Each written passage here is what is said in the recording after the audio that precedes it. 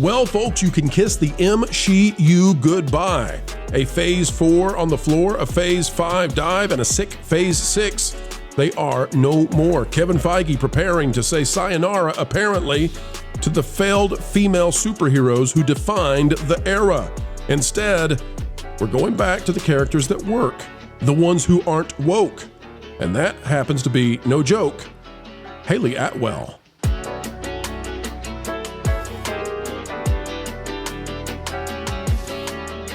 Hello, folks, and welcome to a red-hot channel and a video of excellence yet again on the way. We here endeavor to explain entertainment, keep you ahead of the culture curve, and if you like this sort of thing, consider joining us over on the Patreon. It's www.patreon.com/WDW Pro. We'd love to have you there as we continue to grow. By the way, folks, the MCU might grow again if they can manage to get Hailey Atwell to rejoin them, and it appears that she will be a popular female character returned to the silver screen. Sorry, Brie. We'll tell you about it. Click the like button. Let's get to it right now. All right, folks, here we go. We have a big story for you, and it has to do with the MSheU. But to get to the MSheU topic that we need, we got to show you some stuff. So here's the stuff.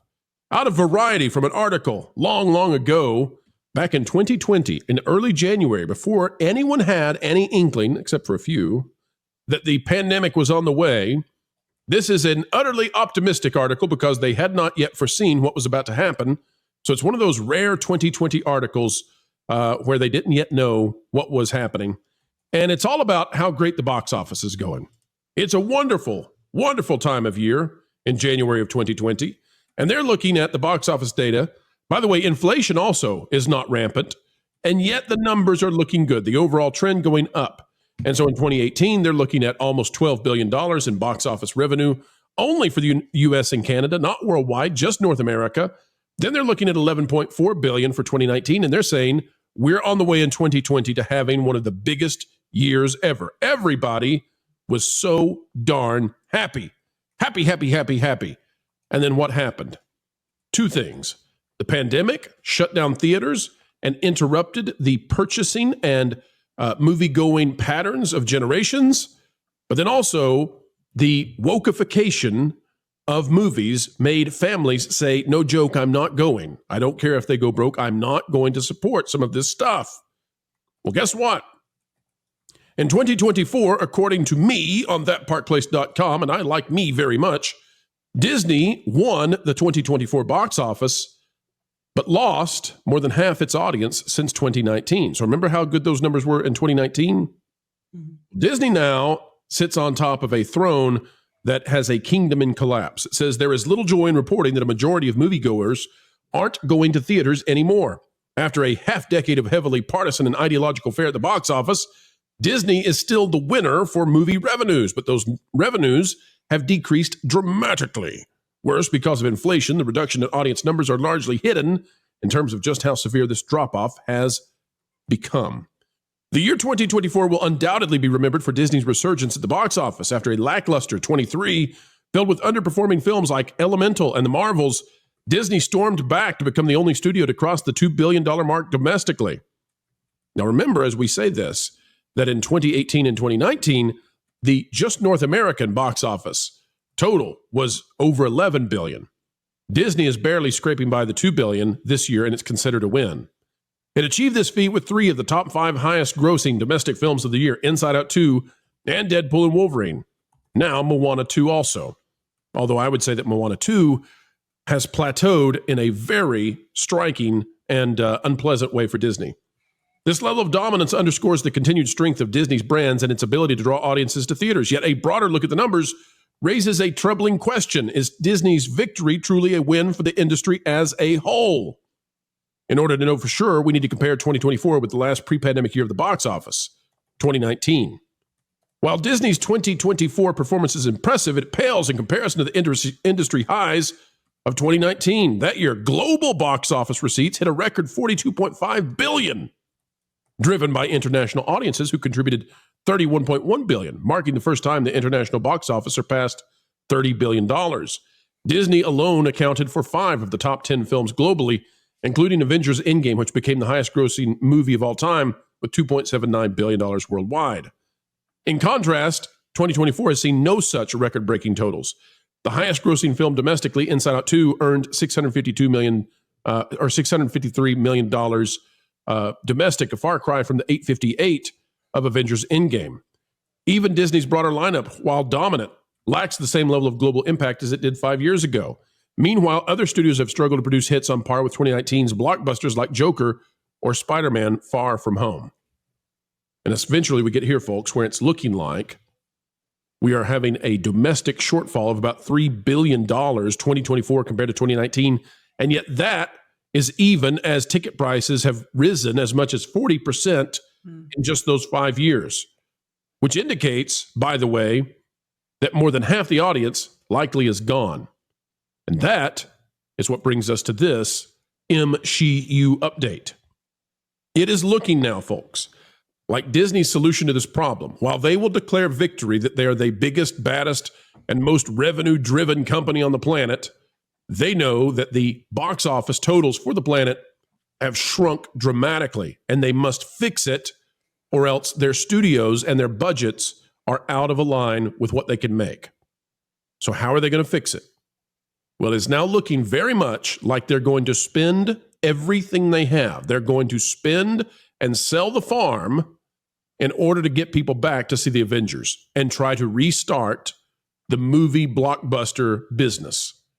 And how are they going to do it? Well, not by going back to the MSheU, not by going with a phase 4 that hit the floor, a phase 5 dive, and a sick phase 6.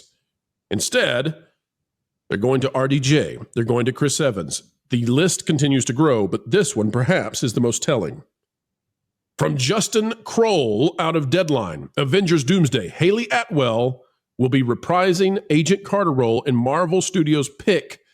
We believe that is Avengers. With Chris Evans likely reprising his Steve Rogers role in Marvel Studios' Avengers Doomsday, it looks like his former partner in crime will be joining him in the new Marvel movie. Sources tell Deadline that Hailey Atwell is expected to reprise her Agent Carter role in the film, which Anthony and Joe Russo are returning to direct and Marvel president Kevin Feige on board to produce. Panel, I'll hand it to you now. Just as I say that, I want to remind you, we had been told that Disney was struggling with how they were going to reach parity of having men and women on the screen in the next Avengers movie because none of the women of phases 4 through 6 had any success. They really were struggling, with what do we do? I mean, do you put Brie Larson back and pay her an equal amount to RDJ?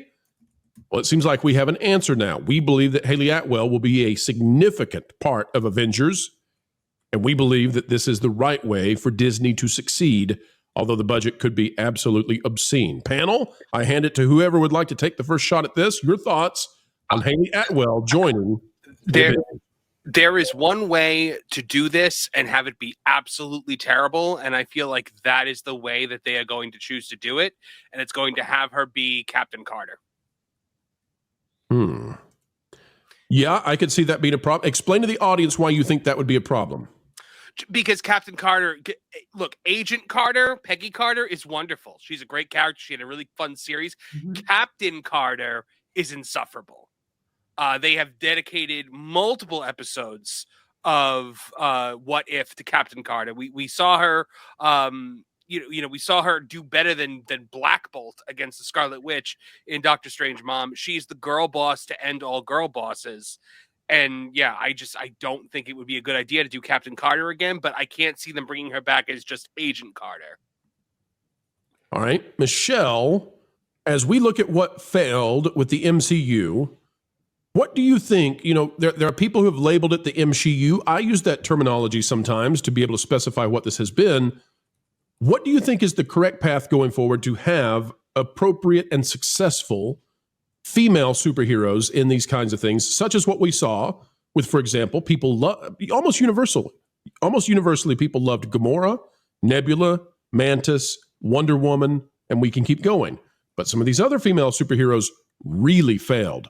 What's the right way for Disney to move forward in your estimation? Yes. Okay. Well, with Wonder Woman, that's kind of its own thing because Wonder Woman is like, the female equivalent of Superman. She's iconic. She's iconic to women. It's something that women actually are interested in. As far as like Gamora and the others, I think James Gunn just did a really good job writing female characters that still felt feminine and they were allowed to be, Gamora is very sexy. So I think just allowing women to be women again, make women women again. As opposed to being beta male fill-ins. Yeah, and just like that, the modern woman that they've kind of written as a character, she's usually very insufferable, as kind of Marvin was saying. It's just not like you don't really want to spend time with that woman. So just having someone who can write because Hailey Atwell can play it in a gracious way. She already has. She played a very likable character. I loved the Agent Carter series. So you just need writers that aren't trying to force this girl boss type, like this insufferable character that has been stripped of everything that makes her a woman. So let's contemplate 4 characters that might work to bring in, 4 female superheroes. Because it doesn't seem to me that they're yet ready to do Storm. And I think that's their easiest win. Yeah, right? definitely. Storm can come in and help them with the Wakanda line of things. But they've got of established characters. So Hailey Atwell can come in and do a good job. I don't have a problem with them, even though the show didn't work. I don't have any problem in the world with Iman Vellani because I think she does a great job when she's on screen. I just think the show itself didn't work. And then she was in a terrible movie. But I don't have a problem with Iman Vellani being there. I would also say, is it Haley Steinfeld? Is that the name of the girl who was in Hawkeye? So, and she plays Kate Bishop, right? That's her. Yes. Okay, so she was successful. Who else has been a female character that they could bring back in Marvel for the Avengers and it work? Well, I don't know. Aren't they talking about bringing back Black Widow somehow? I hope not. Well, they do have Yelena. Yes, Yelena's likable. I like, people like funny. Yelena. Although they can overdo that joke if they're not careful. The thing that I don't know if anybody has noticed this, and this has been brought up a little bit in this this whole thing here. Hailey Atwell is very good looking. Yes. I don't know if anyone has noticed that. How dare you, sir? How dare you? You have objectified this beautiful. Oh no, I did it too. But, I just have to say something here. You can notice someone is beautiful without it being objectification. That's me being a dad here. Yes. And trying to shepherd some of the deranged male opinions that are out there. Pointing out that a woman is good looking in a gentlemanly way is not the same thing as turning someone into an object. I know you're joking, Pro, but I'm saying this for the sake of the audience here. I was going to say, you took my joke and turned it into a teachable moment. Jonas, what a teachable moment is, they don't have to pay Brie Larson an arm and a leg. They ought not to, honestly. They don't have to bring back She-Hulk. Like, we can let go of the ultra woke MSheU characters and we can go back to what works, which I think is traditional femininity. The issue, though, there, Pro, was say even Hailey Atwell's, not Hailey Atwell, not her, Kate Bishop character. One of the big issues for Marvel has been basically having a female character replace the male character. Right, you'd have to have Hawkeye. Which hers was doing. So I think, too, you just have to give, like you said, you brought up Storm. Like, she's not replacing a male character. She was just a well-written female character. I think that's what is needed. I agree totally. 100%. Marvin, you disagree, though. Why? Well, so I'm hearing that, and I'm trying to confirm it, but I saw posts that the Cosmic Circus has reported that we're going to see Ms. Marvel, Kate Bishop, Cassie Lang, America Chavez, and Ironheart all in Avengers Doomsday. Haven't there been conversations about Squirrel Girl as well? Squirrel Girl? I think they're piloting her in Marvel Rivals to see if she catches on. Is that the girl? Is that the actress who sells the cell phones or whatever it is? She was cast as Squirrel Girl in a series that didn't end up making it to air. But I'm not sure if they would go that direction. She might have aged out of the way they might portray Squirrel Girl. Squirrel Girl is usually a little bit on the younger side, isn't she? How dare you objectify her, you ageist? She is a fine older actress to play. Oh, no, I'm not saying she's not good looking. I'm just saying that usually they go a little bit younger, a little bit ditzier with Squirrel Girl to add to the contrast in there. It's good from a storytelling perspective, right? I'm going to be honest. I don't need Squirrel Girl in the MCU. If they are bringing Tony Stark, Robert Downey Jr. As Doctor Doom or Iron Man or whoever he's going to be, there's no way Ironheart's not in this. I don't need because Ironheart, and I don't need Jeff the Land Shark in my MCU. I didn't need America Chavez either, bro, but that's what we're getting. Amen. It's very Whatever happens, unfortunate. folks, we just want to present it to you that it does look to us like now that they are, for the Avengers, getting ready to get away from some of the MCU stuff. And if they include those characters that Marvin is suggesting, and I'm not suggesting they won't, I bet they're going to play very minor roles in the movie. For, if nothing else, because you've only got so much screen time, and that's way too many characters. So you might get like a 2-second, hey, Ironheart. All right, keep going. Like, she's in the air. That's cool. All right, keep going. Well, and they also don't want a situation in which you have to have seen so many other ancillary material before Doomsday or whatever. I think they want to get away from that as well. So they want prominent characters, they want prominent actors, people you recognize, people that get the feels and get the, momentum back for something like Doomsday. So that's crucial as well. Absolutely. And yet again, folks, we have come to the end. But what a video it has been, and we hope you agree. Folks, if you had a good time with us, consider clicking that like button, share, subscribe, click it, stick it to the algorithms. It is the notification bell, and drop a comment right on down below. We care about your thoughts. Folks, we also want to invite you to partake in thatparkplace.com. Of course, www. You get the idea. Thatparkplace.com. It is the website telling the truth, and it is a rising star across the web for pop culture news coverage and analysis. Go over there and bookmark it today. Folks, we're bookmarking you as a great guest that we appreciate. Until the next time we have the honor of spending time with you, keep learning, keep growing, and as always, folks, you better believe it, keep having fun.